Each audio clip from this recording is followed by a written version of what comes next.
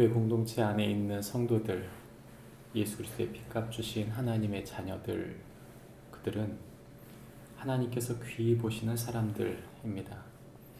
그런 주님의 사람들이 교인으로 전락하고 믿는 사람이면서 그 믿음이 무엇인지를 알지 못하는 사람으로 전락하는 것은 참으로 안타까운 일입니다. 오늘 우리가 읽은 성경 본문은 그런 믿는 자들의 정체성과 우선순위에 대한 이야기를 해주고 있습니다. 우리가 읽은 성경 본문 말씀을 한마디로 조리면 이렇게 말할 수 있습니다. 성도는 하나님 자녀로서 그 권세와 기회를 사랑과 정의로 사용하는 자이다. 성도는 하나님 자녀로서 그 권세와 기회를 사랑과 정의로 사용하는 자이다 말해주고 있습니다. 르무엘 왕이 말씀한 바 곧 그의 어머니가 그를 훈계한 잠언이라고 하는 것이 잠언서 31장의 이야기입니다. 르무엘 왕의 어머니의 말씀인 것이죠.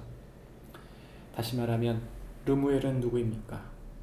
어떤 왕인지 우리는 정확히는 알 수 없습니다. 그러나 르무엘이라고 하는 뜻은 하나님께 헌신된 사람, 이런 뜻입니다.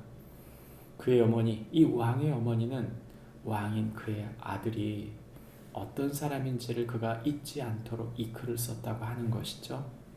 오늘 우리가 읽은 성경 본문의 1절부터 2절은 믿음으로 세워진 하나님의 사람, 그가 그런 사람이었다고, 또 3절부터 5절은 진리를 사수하는 사람, 마지막 6절부터 9절은 사랑을 실천하는 사람이 되어야 한다고 말하고 있는 것입니다.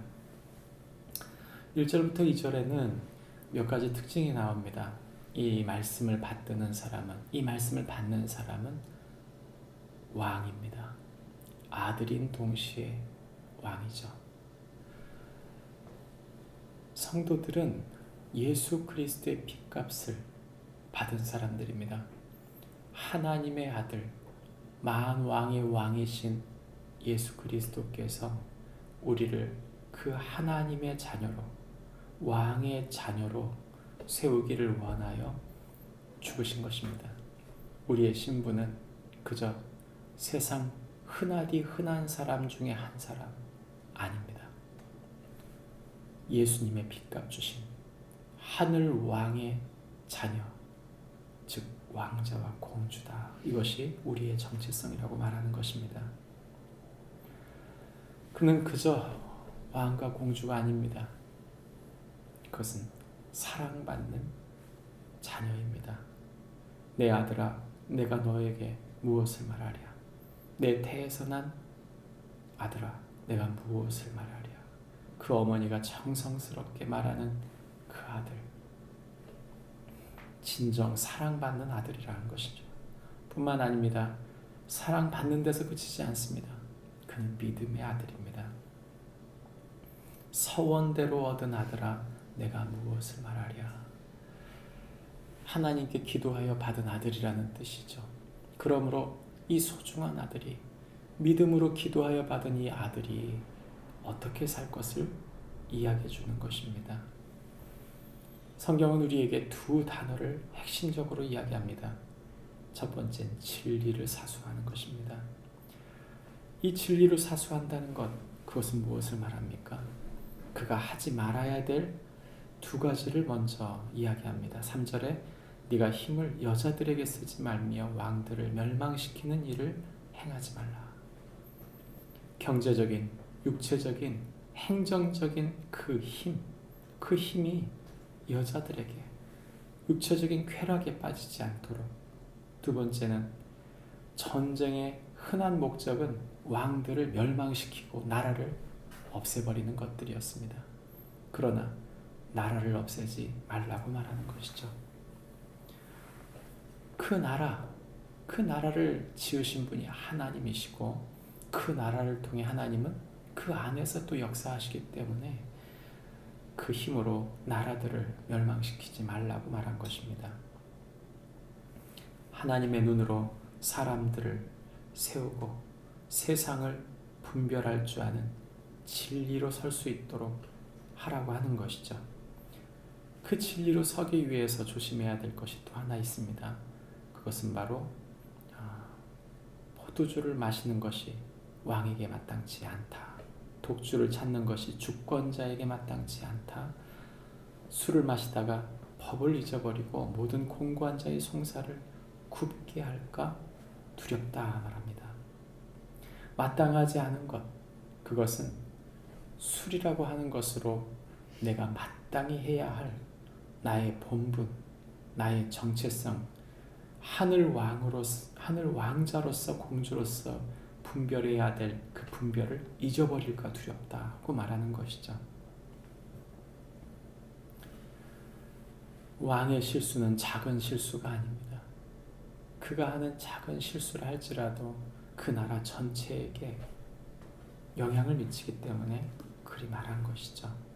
진리는 비진리와 다릅니다. 진리를 지향하고 진리를 사수해 나가는 것, 그것이 하나님의 사람들이 해야 될 일이기에 술을 가까이 하지 말라는 것입니다. 뿐만 아니라 사랑을 실천해야 한다고 말합니다. 이 사랑을 이야기하기 전에 다시 한번 술에 대한 이야기를 합니다. 그것은 6절인데 독주는 죽게 된 자에게, 포도주는 마음에 근심하는 자에게 줄 것이다 말합니다. 왜 술은 존재할까요? 그것은 삶의 무게 속에 감당이 되어지지 않는 사람들, 고통을 감당할 수 없는 진통제로 사용하라고 하는 것이죠. 그래서 7절에 그는 마시고 자기의 빈궁한 것을 잊어버리고 다시 자기의 고통을 기억하지 않을 것이다 말하는 것입니다. 이 술에 사용하지 말아야 될 것과 사용해야 될 것에 대한 두 가지 이야기를 하는 이 동시에 이것과 연계되어 사랑을 실천하는 사람이 되어야 한다고 말합니다.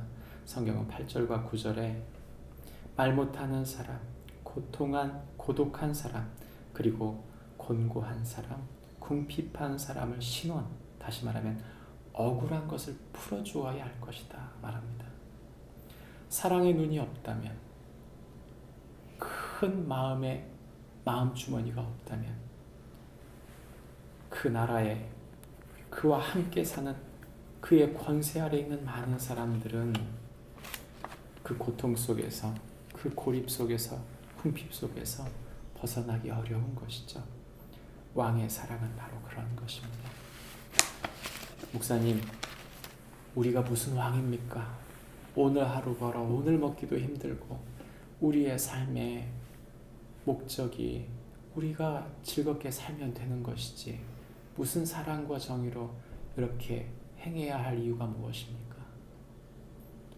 요한복음 1장 12절부터 14절이 우리가 믿는 바가 무엇이고 우리가 어떤 존재인지를 어떻게 살아야 되는지를 다시 한번 정의해 줍니다. 사도 요한의 이야기입니다. 영접하는 자, 곧 그 이름을 믿는 자에게는 하나님의 자녀가 되는 권세를 주셨으니 이는 혈통으로나 육정으로나 사람의 뜻으로 나지 아니하고 오직 하나님으로부터 난 자들이니라. 말씀이 육신이 되어 우리 가운데 거하심에 우리가 그의 영광을 보니 아버지 독생자의 영광이요 은혜와 진리가 충만하더라. 사랑과 진리가 충만한 사람, 예수 그리스도, 말씀으로 오신 예수 그리스도로 말미암아 사랑과 진리가 충만하여 하나님 주신 그 권세를 하늘의 뜻으로 이루어 하루하루 순간순간을 살아드리는 축복이 우리 모두에게 있기를 바랍니다. 기도하겠습니다. 하나님 아버지, 우리의 신분을 잊지 않게 해주십시오. 믿음으로 우리를 낳기 위해 예수 그리스도께서 십자가에서 죽으셨습니다.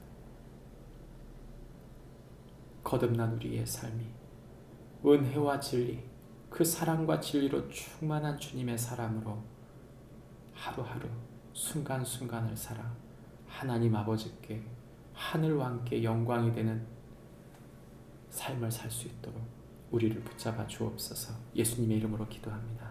아멘.